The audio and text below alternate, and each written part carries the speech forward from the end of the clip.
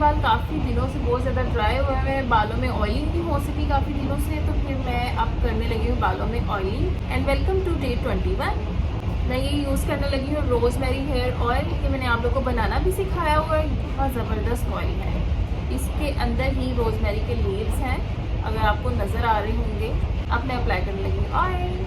Hello जी, अस्सलाम वालेकुम। कैसे हैं आप सब? वेलकम तो मैंने आप सबका किया ही नहीं। Welcome to my YouTube channel. और बताएं कैसा चल रहा है रमज़ान का तो लास्ट आ गया है और अल्हम्दुलिल्लाह रमज़ान अच्छा गुजरा है और ईद की भी तैयारियां मेरी साथ साथ कंप्लीट हो गई हैं। आप सब बताएं किस किस की ईद की तैयारियां हो गई हैं और किस किस की बाकी हैं और किस किस का दर्जी ने सूट दे दिया है। मेरा तो अल्हम्दुलिल्लाह दर्जी ने टाइम से दे दिया था, क्योंकि मैंने उसे टाइम से सूट दे दिया था।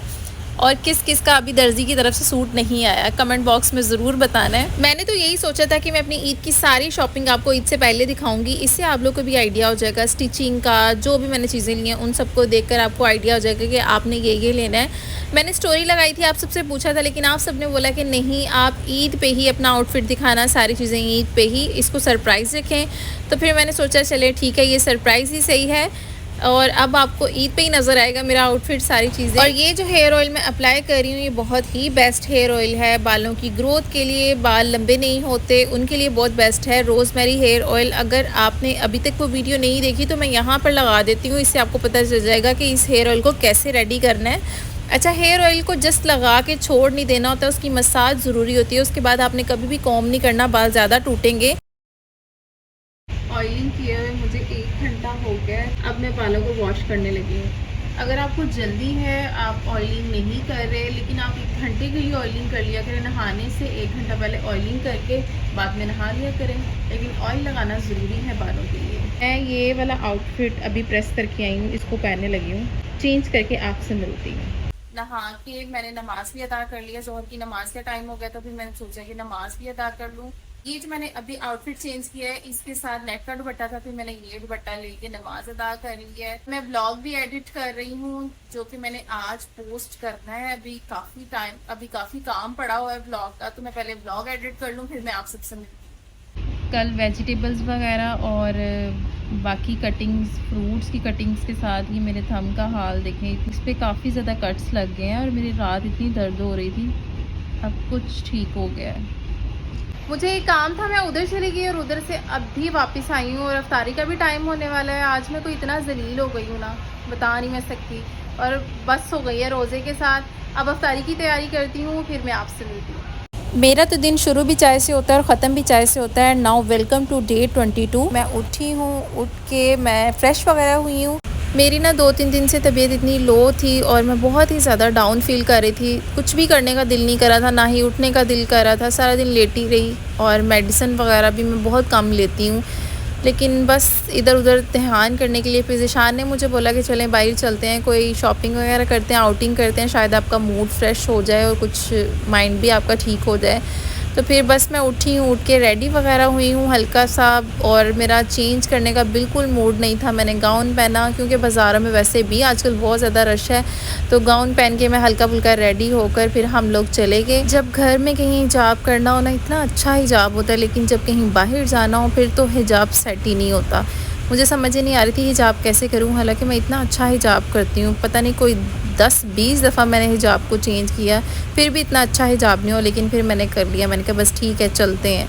रास्ते में इतनी दफ़ा ख़राब हो गया, ये दुपट्टा भी कुछ इस तरह का था, ज़रा भी सर पर नहीं रुक रहा था। बस फिर मैं करके चली गई। मैं जब भी कहीं बाहर जाऊँ ना, ऐसे ही उठती हूँ और चली जाती हूँ बाहर, लेकिन अब मुझे ना सब मिलने लग गए हैं। जो लोग मुझे जानते हैं वो मुझे पहचान लेते हैं, तो मैंने आज से सोचा है कि मैंने बिल्कुल भी ऐसे उठ कर नहीं जाना, मैंने अच्छा सा रेडी होकर जाया करना है। मैं हो गई हूँ जल्दी से तैयार, बाज़ार जाना है, थोड़ी शॉपिंग करनी है, मैं लेट हो रही हूँ। अब मैं मिलती हूँ आपको बाज़ार जाकर। ये है फैसलाबाद का झाल बाज़ार और मेरा मोस्ट फेवरेट बाज़ार। इस बाज़ार से हर यूनिक चीज़ मिल जाती है। मुझे और कोई भी बाज़ार इतना ख़ास पसंद नहीं है, ना ही अनारकली, ना ही बानो बाज़ार फैसलाबाद का। ये झाल बाज़ार मेरा फेवरेट बाज़ार है। अगर कोई ट्रेंडिंग में कोई चीज़ चल रही है ना, तो आपको बाज़ार से चाहिए, तो झाल बाज़ार से आपको वो हर चीज़ मिल जाती है जो ट्रेंड में हो, जैसे इंस्टा पर या टिकटॉक पर कोई न्यू चीज़ आए ना तो वो इस बाज़ार से मिल जाती है। जैसे कि मुझे कड़े चाहिए थे, वो मैंने टिकटॉक पर नहीं इंस्टा पर देखे थे, वो भी मुझे इसी बाज़ार से मिले थे और तब वो बिल्कुल भी अनारकली में भी नहीं थे, ना ही बानों में थे। यहाँ से मुझे वो मिले थे। यहाँ से बड़ी यूनिक सी चीज़ें मिल जाती हैं। इतना रश नहीं था, नॉर्मल सा रश था। मैंने मम्मा के सूट की लेस नहीं थी, वो मैंने ली। और यहाँ इस रोड पर ना बच्चों के कपड़ों की बहुत सारी शॉप्स हैं, उधर बहुत रश था।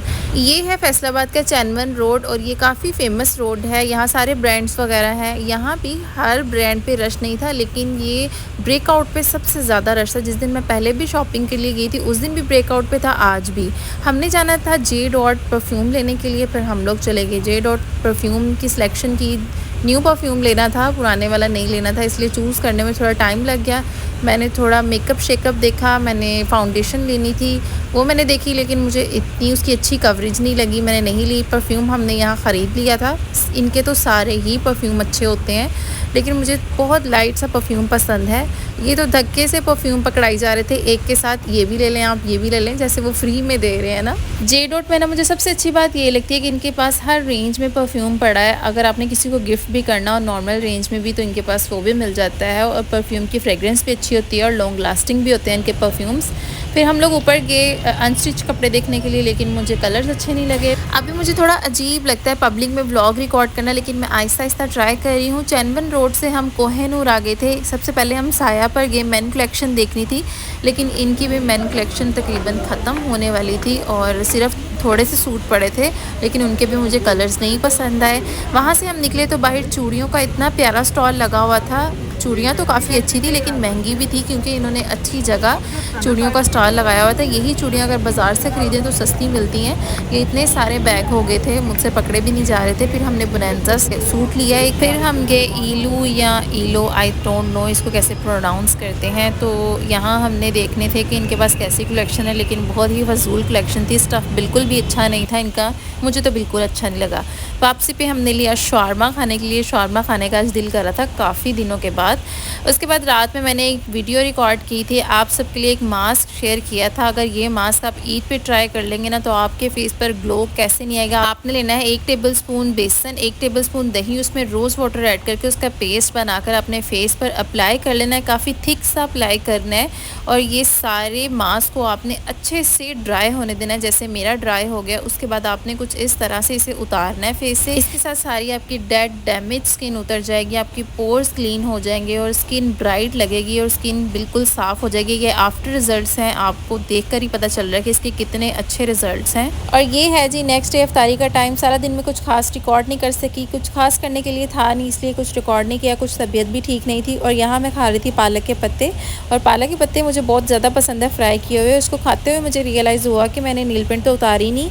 एक वीडियो रिकॉर्ड करनी थी मैंने आउटफिट की, तो उसके लिए मैंने नील पेंट लगाई थी। तो अब इफ्तारी के बाद फिर मैंने इसको रिमूव कर दिया था नमाज से पहले। इफ्तारी के बाद यहाँ होता है मेरा डे कंप्लीट। आई होप आज का व्लॉग आपको अच्छा लगा होगा। अगर तो अच्छा लगा है तो मेरे चैनल को आप कर लें सब्सक्राइब। अस्सलाम वालेकुम, वेलकम टू डे 25। आज है 25वां रोज़ा, बल्कि 25वां रोज़ा भी कंप्लीट हो गया है। रात का टाइम है जब मैं ये रिकॉर्ड कर रही हूँ आप सबके लिए। मैं व्लॉग एडिट करने लगी थी तो मैंने देखा कि इस वीक तो मैंने कुछ ख़ास व्लॉग रिकॉर्ड नहीं किया, तो मैंने सोचा मैं आप लोगों को रीज़न बता दूं कि ये वीक मेरा बहुत मुश्किल वीक रहा है। बल्कि ये लास्ट डेज़ हर साल ही पिछले 4 सालों से ये लास्ट डेज़ जो है रमज़ान के हमारे बहुत मुश्किल से गुजरते हैं। और जितना मर्ज़ी मैं ट्राई कर लेती ना एक्टिव रहने की, तो मैं आप लोगों के साथ कुछ ख़ास शेयर नहीं कर सकती थी, ना ही मैं एक्टिव रह सकती थी। और आप लोगों ने नोटिस भी किया होगा कि मैं पोस्टिंग भी इतनी खास नहीं कर रही, क्योंकि मेरी तबीयत नहीं ठीक थी। एक्चुअली 4 साल हो गए हैं मेरी फादर की डेथ को, और मेरे पापा की डेथ हुई थी रमज़ान मुबारक के 28वें रोज़े को। और ये जो डेज़ हैं हमारे बहुत मुश्किल से गुज़रे थे उस साल। आज 4 साल हो गए हैं और 5वां साल उन्हें लग जाना है। और ये दिन हमारे लिए बहुत मुश्किल दिन थे। जितना मैं मर्ज़ी आपको बता लूँ, मैं बता नहीं सकती कि वो दिन हमने किस तरह गुजारे। और शायद ये हम जानते हैं, ये हमारा खुदा जानता है कि ये दिन किस तरह गुज़रे। बहुत मुश्किल है इन दिनों ये दिन गुजारने स्पेशली।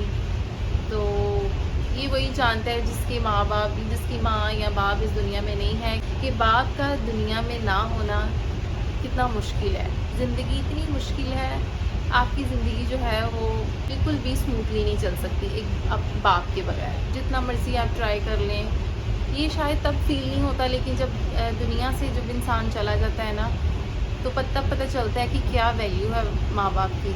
और माँ बाप इतना टाइम कैसे गुजार देते हैं, इतना टाइम माँ बाप के साथ कैसे गुजर जाता है पता ही नहीं चलता। और वो जो गुजरा हुआ टाइम है ना, वो लगता है कि ऐसे ना बहुत जल्दी ख़त्म हुआ है। इतनी जल्दी चलेगी, मैं तो यही सोचती हूँ कि इतनी जल्दी चलेगी। अभी जाने का टाइम नहीं था, अभी तो कुछ देखा नहीं था, अभी तो स्ट्रगल में ज़िंदगी गुजर गई। जब सुकून का टाइम आया तो तब जाने का टाइम हो गया। खैर, हम सब ने इस दुनिया से जाना है। 28 रोज़े को मेरे फादर की डेथ हुई थी और तब तक बहुत मुश्किल है। एक दिन शॉपिंग के लिए भी गई, लेकिन ना वहाँ भी मेरा दिल नहीं लगा। जितना मर्ज़ी मैं एक्टिव रहने की ट्राई करती हूँ, मेरा दिल नहीं करता मैं किसी से बात करूँ, मेरा दिल नहीं करता मैं किसी के साथ कोई कुछ भी शेयर करूं, कुछ भी नहीं। लेकिन मैंने सोचा मैं आप लोगों के साथ बात करती हूँ, शायद मैं थोड़ा रिलैक्स फील करूं और आप लोग को भी पता चले कि मेरी रीज़न क्या है। इस दफ़ा व्लॉग रिकॉर्ड नहीं किया। मुझसे काफ़ी लोगों ने ये क्वेश्चन पूछा है कि आपके फादर को क्या हुआ था। मेरे पापा को कोरोना हुआ था। लास्ट स्टेज थी कोरोना की जब उन्हें कोरोना हुआ था। आई थिंक 4th स्टेज थी, मुझे याद नहीं है एग्जैक्ट कि कौन सी स्टेज थी, लेकिन जब बहुत ज़्यादा तब कोरोना जो था ना हो रहा था, तब उन्हें कोरोना हुआ था। और हमें तब पता चला था उनकी तबीयत डाउन हो रही थी, लेकिन वो इतना हमें बता नहीं रहे थे कि मेरी तबीयत नहीं ठीक। लेकिन हमें तब पता चला कि जब उसने बहुत ज़्यादा इफ़ेक्ट कर दिया कोरोना ने, और उनका सांस रुकना शुरू हो गया। खैर, ट्रीटमेंट वगैरह हमने करवाया, शुरू किया, हॉस्पिटल लेके गए, लेकिन बहुत मुश्किल था सरवाइव करना। लग नहीं रहा था उनकी तरफ देख के कि वो मतलब वो इतनी टफ़ कंडीशन में है। डॉक्टर्स को भी बड़ी उम्मीद थी कि वो ठीक हो जाएंगे। सब पेशेंट्स में से मेरे पापा जो थे वो ठीक नज़र आते थे माशाल्लाह। उनको कभी कोई मसला था नहीं, ना कभी उन्हें कोई बीमारी थी, लेकिन नहीं ठीक हो सके। इतनी खौफ होती थी। एक टाइम में ऐसे होता था कि उन्होंने ठीक होना है, दूसरे टाइम में ऐसे होता था कि हम रो रहे होते थे कि क्या करें। बेबस थे हम लोग बहुत ज़्यादा, इतने बेबस थे कि कुछ भी नहीं कर सकते थे, इतने बेबस थे कि उनसे बात नहीं कर सकते थे, इतने बेबस थे कि खुद उम्मीद हो तो रही थी, लेकिन दूसरों की तरफ देख के उम्मीद टूट जाती। इतना टफ था उनको देखना, उनको देख के इतनी तकलीफ़ हो रही थी बहुत ज़्यादा। ये इतनी अच्छा मुझे लगता है अभी तक लोग मानते हैं कि जिन्होंने कभी मतलब जिनकी कभी अल्लाह ना करे किसी को ये बीमारी हो, जिनके नहीं हुआ ना, उन्हें ये लगता है कि ये कोई बीमारी नहीं, लेकिन ये बीमारी है, बहुत बड़ी बीमारी है। एक एक सांस के लिए ना इंसान तरसता है, एक एक सांस के लिए। हमारी नज़र ना ऑल टाइम उनकी सेचुरेशन पे होती थी। हम ऐसे ना सेचुरेशन देख रहे होते थे कि अब उनकी सेचुरेशन थोड़ी हाई हुई है, मतलब उनका सांस ठीक हो रहा है। जैसे ही लो होती थी, हमारी खुद की सांस नीचे को चली जाती थी। बहुत ट्राई किया डॉक्टर्स ने भी बहुत ज़्यादा, लेकिन ना कोरोना ने छोड़ा ही नहीं उन्हें। स्पेशली हमारी मम्मा जो है वो बड़ी मुश्किल से वो जो टाइम गुजारी हैं वो शायद हम नहीं गुजारे। हम उनकी फीलिंग्स नहीं समझ सकते जितना मर्ज़ी हम ट्राई कर लें। तो बस मैं आप सबसे यही कहूँगी कि प्लीज़ अगर आपके वालिदैन हैं, उनकी इज़्ज़त करें, उनकी केयर करें, जितना हो सके उनको टाइम दें, जितना हो सके उनके साथ खुशियाँ जो हैं वो एक दूसरे में बांटें, उन्हें खुश रखें। इतनी स्ट्रगल की है ना मेरे पापा ने अपनी ज़िंदगी में, इतनी स्ट्रगल की है। कुछ नहीं थे। जब उनकी शादी के बाद उनको सेपरेट किया गया, उनके पास कुछ नहीं था, लेकिन उन्होंने मेहनत कर कर के सब बनाया हमारे लिए, हमारे सुकून के लिए, हमारी पढ़ाई के लिए, हमें अच्छा इंसान बनाने के लिए बहुत मेहनत की उन्होंने। रेस्ट नहीं होता था। जब वो रेस्ट के लिए रात को लेटते थे और अक्सर उनकी हाय की आवाज़ आनी, इतना थक जाना। इतनी मेहनत की, बहुत मेहनत की हमें सुकून देने के लिए, लेकिन जब खुद सुकून का टाइम आया तब दुनिया से चले गए। इतनी उनकी लाइफ में मुश्किलात थी, इतनी मुश्किलात थी, हर लिहाज से बहुत मुश्किलात थी, जो कि मैं यहाँ एक्सप्लेन नहीं कर सकती, थोड़ा डीपली हो जाएगा। फिर भी अल्लाह ताला ने हर चीज़ दी उन्हें, हर चीज़ मेहनत की ना, लेकिन हर चीज़ दी। आज अल्हम्दुलिल्लाह हमारे पास जो भी है उन्हीं की वजह से है। हर चीज़ अल्लाह ताला ने उन्हें दी, इतनी उन्होंने मेहनत की। और वो मेरे बहुत बेस्ट फ्रेंड थे, बड़े क्लोज़ थे मेरे साथ, अपनी बहुत सारी बातें मेरे साथ शेयर करते थे। लास्ट डेज़ पे भी ना मैं उनके पास बैठी थी, उन्हें वाटरमेलन बहुत पसंद था, तो उस दिन वो वाटरमेलन ला के दिया। हालांकि ऑक्सीजन उतारने की परमिशन नहीं थी, लेकिन कुछ देर के लिए उतारा कि उन्होंने वाटरमेलन खाना है। वाटरमेलन ला के दिया, उन्होंने खाया।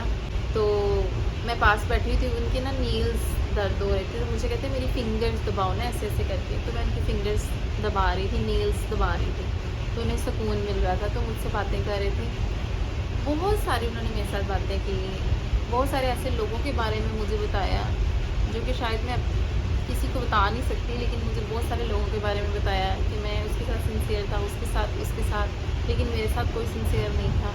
फिर उन्होंने मुझे कहा मैंने तुम्हारे साथ बहुत सारी बातें करनी है, लेकिन घर जाके। मुझे ये लाइन, ये वर्ड्स आज तक नहीं भूलते कि वो घर नहीं आ सके, लेकिन उन्होंने मेरे साथ बहुत सारी बातें करनी थी। उनके बेस्ट फ्रेंड्स तो थे लेकिन नहीं थे, उनके बहन भाई तो थे लेकिन नहीं थे उनके साथ, इसलिए वो मेरे साथ बहुत सारी बातें शेयर करते थे। लेकिन कुछ बातें वो शेयर करना चाहते थे लेकिन घर जाके, लेकिन वो घर नहीं जा सके। इतनी तकलीफ़देह बात है ये, इतनी तकलीफ़देह बात है। और मेरे कानों से ना उनकी ये आवाज़ आज तक गूंजती है कि मैंने तुमसे कुछ बातें करनी है लेकिन घर जाकर। मैं बस अल्लाह ताला से ये दुआ करती हूँ, अल्लाह ताला उनकी आगे आसानियाँ करना, जितनी आसानियाँ हो सके, जिस तरह उन्होंने हमें सुकून दिया, अल्लाह ताला उन्हें आगे सुकून देना। अल्लाह ताला सबके वालिदैन का साया ना बच्चों पर रखें, जिनके हयात हैं वालिदैन, जिनकी दुनिया से चले गए, अल्लाह ताला उन्हें आगे सुकून दे, उनकी आगे आसानियाँ करें, आमीन आमीन।